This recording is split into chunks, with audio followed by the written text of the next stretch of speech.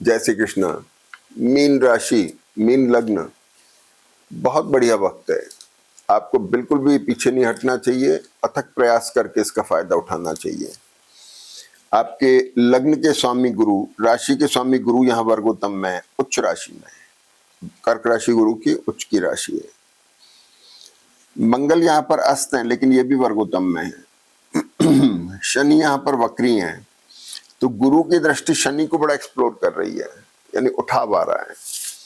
द्वादश भाव में राहु बैठे हुए हैं, इसकी हम चर्चा करेंगे अभी, इसको जरा ध्यान से देखने की जरूरत है।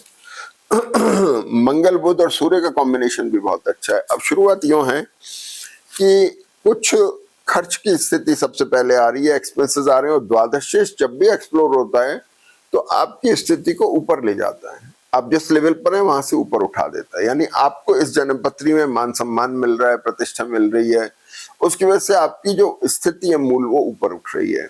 आपको रिकॉग्निशन मिल रही है, लोग आपको पहचान रहे हैं। बिजनेस में, आर्थिक या सामाजिक किसी भी दृष्टि से वो आपकी स्थिति को, ये शनि और गुरु का कॉम्बिनेशन ऊपर उठा रहा है। अब दूसरा कॉम्बिनेशन इंपॉर्टेंट जो है वो मंगल बुध और सूर्य का है, जो भाग्य में बैठा हुआ है। यहाँ मंगल भाग्येश है, धनेश है।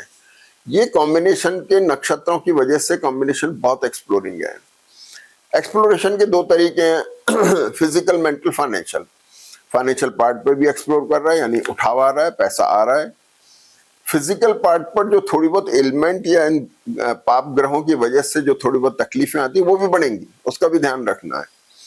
और तीसरी बात ये हो गई कि चतुर्थेश बुध साथ में, इसलिए एसेट को लेकर मेंटली भी ये थोड़ा सा एग्रेसिव और एडमेंट बना देता है। ये कंजंक्शन का कॉम्बिनेशन है, तो आपको एहतियात बरतते हुए फायदा उठाना है। लेकिन मंगल अपनी ही राशि में बैठ के भाग्य में इस कॉम्बिनेशन को बहुत स्ट्रांग बना रहा है, यानी इस समय पूरे जॉडिक सिस्टम के अंदर मीन राशि और मीन लग्न बहुत इंपॉर्टेंट पोजीशन पर है, इसका विशेष ध्यान रखना। तो मंगल बुध आपके साथ साथ हो गए, थोड़ा मंगल सेकंड लॉर्ड हुए तो बोलने में एग्रेशन में ध्यान रखना है, डायरेक्ट नहीं बोलना है किसी को। एसेट को लेकर के चेंजेस आ रहे हैं, एसेट खरीदने की तरफ जा रहे हैं। मैरिटल और बिजनेस रिलेशनशिप को लेकर भी एडमेंट बहुत ज्यादा नहीं होना है।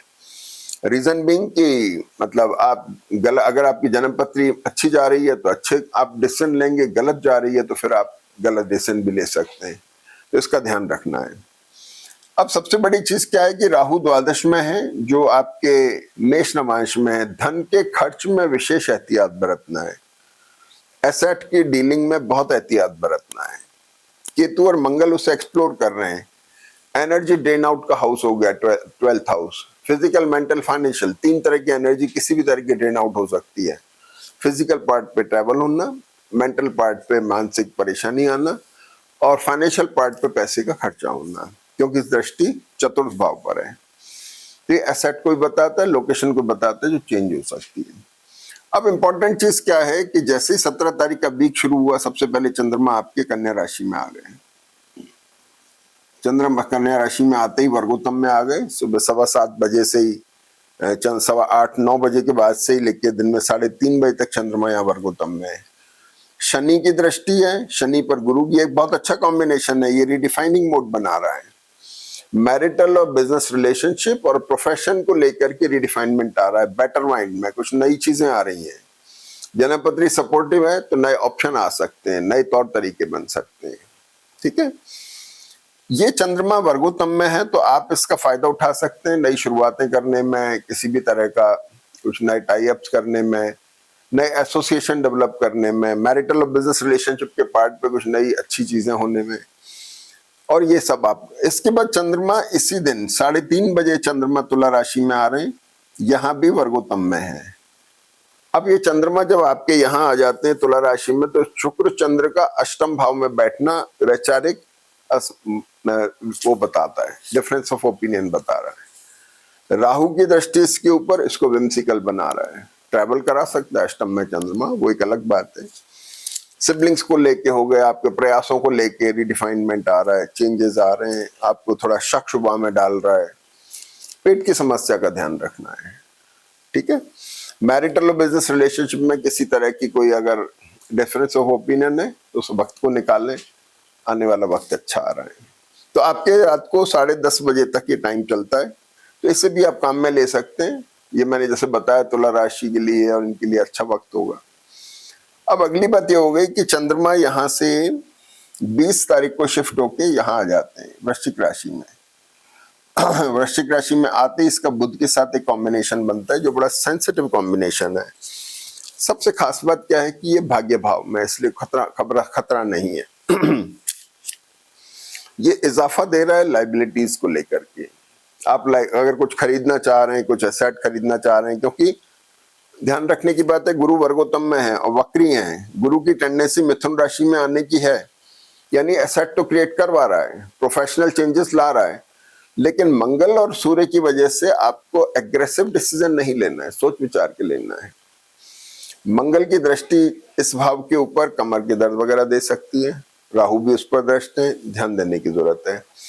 एसेट क्रिएट कर रहे हैं, कुछ लाइबिलिटीज ज्यादा ना बढ़ जाएं, क्योंकि जो कुछ होगा वो एग्रेसिवली होगा। पैसा भी आ रहा है तो एग्रेसिवली आता है, तो ऐसा नहीं हो बहुत ज्यादा आपने बड़ा काम कर लिया, अपनी सीमा के अंदर करने की कोशिश करिएगा। और फिर इसके बाद में चंद्रमा 21 तारीख को वृश्चिक राशि में ही वर्गोत्तम में आ जाता है। ये जब 20 तारीख को चंद्रमा बुध के साथ में कभी कभी इमोशनल ब्रेकडाउन भी देते हैं। जो लोग भावुक प्रकृति के, उनको थोड़ा वैचारिक नियंत्रण भी रखना चाहिए। यहाँ भी चंद्रमा वर्गोत्तम में आ रहे हैं, ये सुबह 7:15 बजे से लेकर दिन में 2 बजे तक के लिए। इस समय को भी आप काम में ले सकते हैं, और ये मीन राशि और मीन लग्न वालों के लिए तो खासतौर पर बहुत अच्छा वक्त है, जैसे आप किसी नई शुरुआत में, नए टाई-अप्स में यूज कर सकते हैं। बहुत ही उत्तम वक्त है। और इसके बाद वीकेंड में चंद्रमा आपके दशम भाव में आ जाते हैं। दशम भाव में चंद्रमा जैसे ही आते हैं 22 तारीख को, ये गुरु के साथ एक एक्सचेंज बना रहे हैं, वो बहुत अच्छा है आपके प्रोफेशन के लिए, आपके बिजनेस के लिए, कुछ नई शुरुआतें नई उनके लिए, आपके संतान पक्ष के लिए गुरु बैठ करके यहाँ बहुत मदद कर रहे हैं, पढ़ने वाले बच्चों को बहुत मदद कर रहे हैं। यानी मीन राशि और मीन लग्न वालों के लिए तो वास्तव में बहुत अच्छा टाइम है। अगर जन्म पत्री सपोर्ट कर रही है तो उसका पूरा फायदा उठाइए। जय श्री कृष्ण।